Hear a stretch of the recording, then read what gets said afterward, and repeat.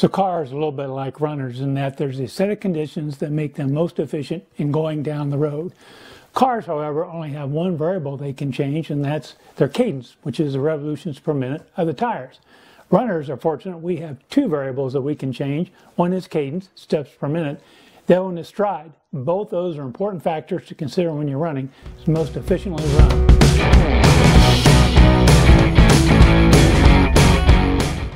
Welcome to the Ageless Runner. I'm Ralph. Before I talk about cadence and stride, I would really appreciate it if you would subscribe to my channel by clicking that subscribe icon down in the corner of this video. And don't forget to hit the bell icon to get notified whenever I post a new video. Thank you so much. So not long after I first started running, I came across an article about cadence. Cadence, of course, is the number of steps per minute that we take when we're running. And it talked about the ideal number being 180 steps per minute. And that came from a running coach's observation of runners in the 1984 Olympics that they were running about 180 steps per minute. So that 180 number is often bandied about as the ideal cadence for runners doing long distance runs. That's not for sprinting, of course, but for long distance run, 180 is the target you want to achieve for.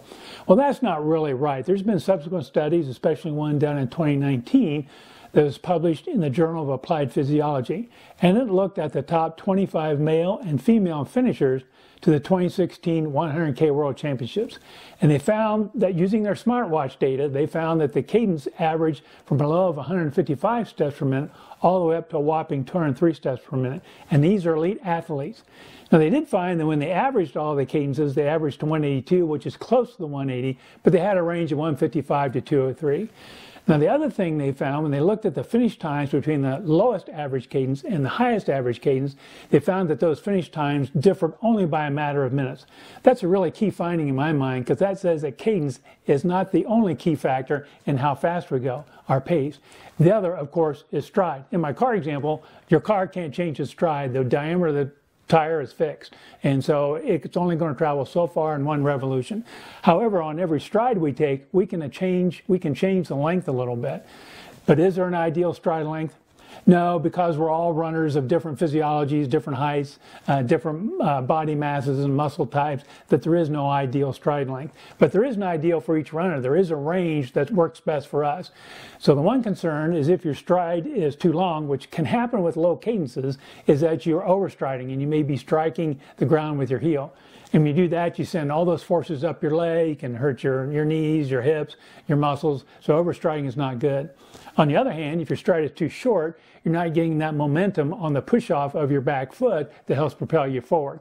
So there is a range for each runner where we're going to run optimally, and we can play with that range and work with that as we run and try and figure out what's best for us. So while there's not an ideal cadence and ideal stride length, there is an argument for increasing your cadence. So the idea of increasing cadence is to improve our stride and shorten our stride a little bit. The ideal form is when your foot strikes the ground, is that it lands on your body, kind of along your body center line. If you're a casual runner like I am, maybe your cadence is too low and you ought to measure it and find out what it is and maybe increase it. So let's head out in the field and talk about doing that. Now, before you do any work on increasing your cadence, you need to know what your base cadence is today. So go out on a run, get all warmed up, make sure you're running at your normal cadence, then time yourself for a minute and count the steps. And you might want to do this a couple of times over your run and take the average. That's your base cadence. That's where we're going to start from to increase it. So once you have your initial base rate, set a target 10% higher. So if your initial cadence base rate is 150 steps per minute, your target is 165. Now, before you work on increasing that, you need a metronome app for your smartphone and your smartwatch. There's lots of them. I don't recommend any one in particular. Just pick one and start using it. So the best way to increase your cadence is through an incremental effort approach. And there are two ways to do that. The first way is to set your initial target halfway between your final target. So if our final target is 165 and we're coming from 150, we'll set our first target at 158. So in the first approach, go out for a run, run your normal pace, your normal cadence, get all warmed up, then start your metronome app and run at that higher cadence for about 5 minutes. And then for another 5 minutes, revert back to your normal case and keep alternating 5 on, 5 off throughout your run. Now on subsequent ones, go to 10 minutes at the higher cadence and 5 minutes at your old cadence. Go 10 and 5 and then 15 and 5 and keep increasing that run time until you get up to where you're running at that 158 target for most of your run. And then start all over at the higher final target at 165, again 5 on, 5 off, 10 on, 5 off, until you're running about 165 steps per minute throughout your whole run. Now the second incremental effort is a smaller incremental step, but a longer time. Set your cadence at 2 steps per minute higher, so from 150 to 152, but do that throughout your whole run. And then your next run, go up another 2 steps per minute to 154, and keep increasing at those small increments until you get up to 165 or whatever your target is. Now the reason we want to do an incremental effort like this is we want to retrain our muscles. We want to create a new muscle memory, so when we normally run, our normal cadence is at that higher level. I have found over the years when I started running and tried to get a cadence of 180, my natural cadence right now tends to run between 180 and 185. Now in both of these 2 incremental efforts, feel free to adjust those numbers at what fits you best. There's nothing sacred about, oh, I must increase it 2 steps per minute if I'm going to run the whole run at a higher cadence. Do 3, do 4, whatever feels good to you, or do less. It's really up to you. The idea is keep increasing your cadence in an incremental process and shoot for that 10% increase. Now, once you get there, I would run at that cadence for a while, weeks, maybe a month, and then decide, do I want to increase it some more? If you go from 150 to 165, do you want to shoot, maybe go for 170 to 175? Again, the higher cadence, I think, makes it easier to control your stride, and then stride has a bigger impact for your speed. So once you've got your cadence up and you feel your foot strike is pretty good below your body, then you can play around a little bit with stride length.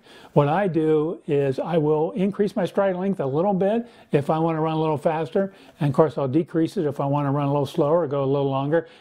Just making sure I maintain that good foot strike, making sure it's under my body. I'm not overstriding or understriding too much. And of course, there's no reason you can't increase cadence or decrease cadence to change your speed. That's the other lever we can pull. We can pull the cadence lever or the stride lever, and you can use both of those to change your speed and your pace during a run. I tend to prefer to change my stride a little bit and don't screw around too much with my cadence, just because over the years my cadence is kind of ingrained into my body. I've got that muscle memory to stick to that roughly 180 to 185 cadence. Now one thing I find easier when I'm using my metronome is I'll set the beat to half the cadence I want. So if I'm working on a cadence of 180, I'll set my metronome to 90. And then what I do is just try and time the beat with one foot. For example, every time my right foot strikes the ground is to the beat in my metronome. I find that a little easier to work with than trying to get each foot hitting each beat of a metronome, for example, at 180. Hey, thanks again for watching my video. I hope you enjoyed it. If you do, I'd appreciate you hitting that subscribe icon down in the corner of this video, and I'll be back and talk to you again real soon. Thank you very much.